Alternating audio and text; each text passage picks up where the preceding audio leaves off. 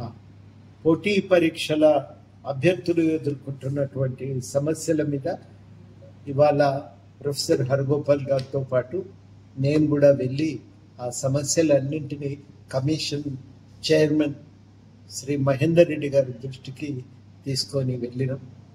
మహేందర్ రెడ్డి గారు అన్ని విషయాలపైన మేము చెప్పిన మాట్లాడినవి చాలా సీరియస్గా విన్నారు.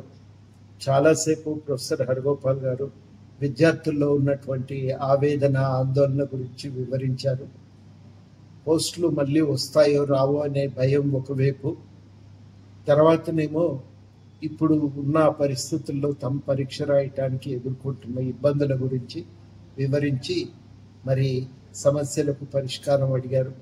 గ్రూప్ 1లో కొంత సంఖ్య పెంచటం, నిష్పత్తిని 1:100 పిల్లలు అడుగుతున్న విషయాన్ని చైర్మన్ గారికి వివరించారు. 1:100 ఇవ్వటానికి అవకాశాలను పరిశీలించాలని కూడా గట్టిగా కోరిండ్రు.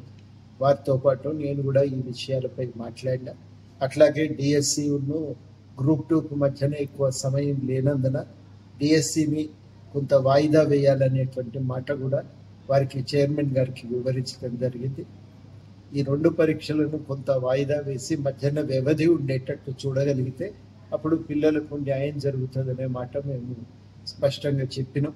వీటన్నింటి మీద చైర్మన్ గారు కూలంకుషంగా చర్చించి ఆలోచించి నిర్ణయం తీసుకుంటామనే మాట మాకు చెప్పారు. ఆ మాట మీ అందరికీ కూడా, విద్యార్థులందరికీ కూడా మేము చెప్పదలిచింది ఏంటంటే, సమస్యల మీద మేము క్రియాశీలకంగా స్పందిస్తూ ఉన్నాం.